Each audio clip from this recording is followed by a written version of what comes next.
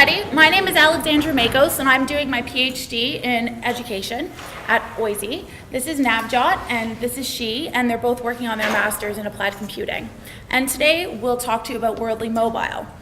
So there's a huge problem right now in educational research and in education in general, where all stakeholders, including ministries of education, teachers, parents, even students, are trying to figure out what do we need to teach in the curriculum in the 21st century.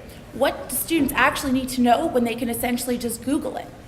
So what we've done up at OISE in educational research is we're taking a different approach to tackling this issue.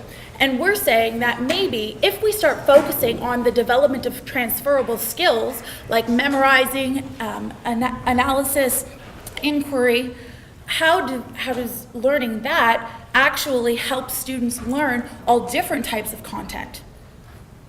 So what we've done with WorldlyMobile is prototype this exact idea, where WorldlyMobile is a game-based application that actually helps players develop memorization skills.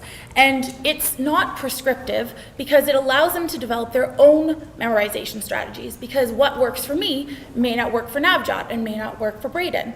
So you do this by exploring, and the side effect here is you learn about world geography. So we've leveraged mobile technology to say we're not prescribing any type of standard memorization techniques. We're actually allowing the students to have agency by being able to explore. So we've developed a learning approach that's unique from all these other apps that are on the market right now, that essentially allows learners to learn by exploring.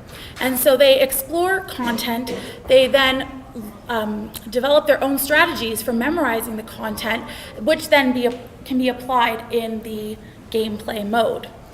And after they go through gameplay, they then can review what type of information they've retained better and what they're having troubles actually remembering. So they then can revisit the learning component, and they are able to tweak their memorization strategies.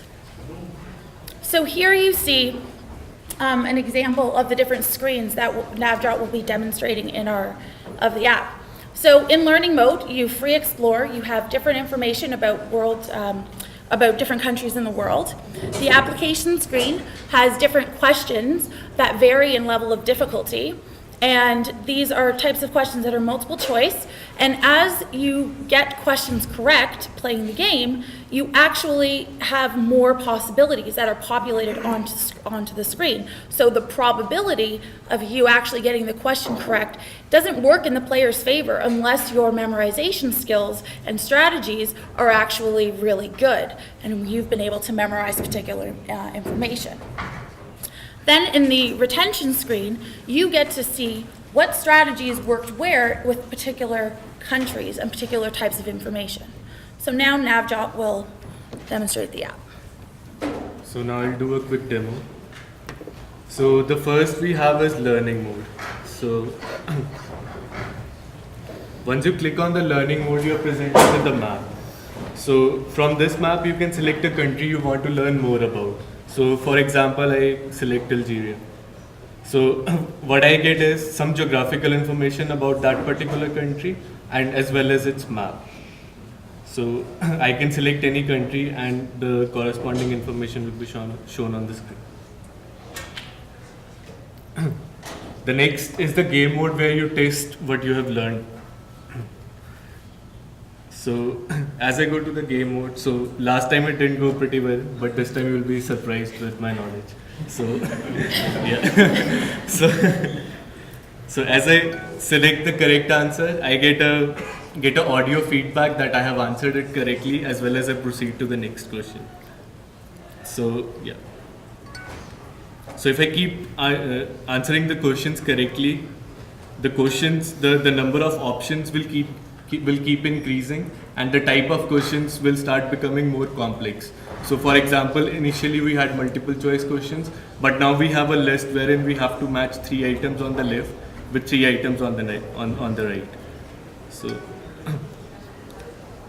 I keep answering them correctly, and yeah, in case I mess up somewhere, you see that I lose my progress, and gradually the questions will also start getting simpler. So this is how you learn and test your skills. So the next is the feedback. So the feedback is provided in two ways. So the first is the game statistics. So in game statistics, actually it shows like how you have performed in the last 4 or 5 games. So in this case, it plots your accuracy for the last 5 games.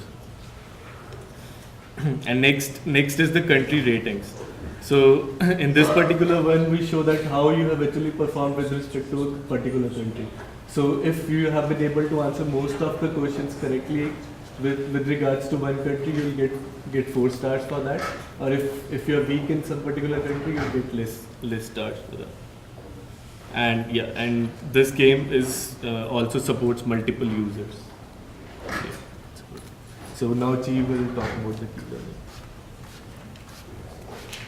Okay, so some of the key learning points from doing this project. The first one, right now we have included 2 main factors in the gameplay.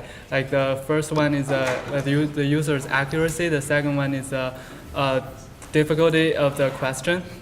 And we are planning on including a third factor that basically has information about the countries that the users are having difficulty memorizing. So those are the countries that they are getting questions incorrect about. And the second key learning point is right now in the game mode we are not using any maps. So by incorporating maps into the gameplay, we can have a larger number of possible questions and answers that can basically increase the difficulty of the game. Some points for potential future work. We would like to integrate audio hints and prompts that can be created by the user to scaffold their own memorizing strategies. And we would also like to test our progressive learning approach with real users. And we would also like to add a social component to our app by allowing users to connect with each other and create new questions. That's it. Thank you.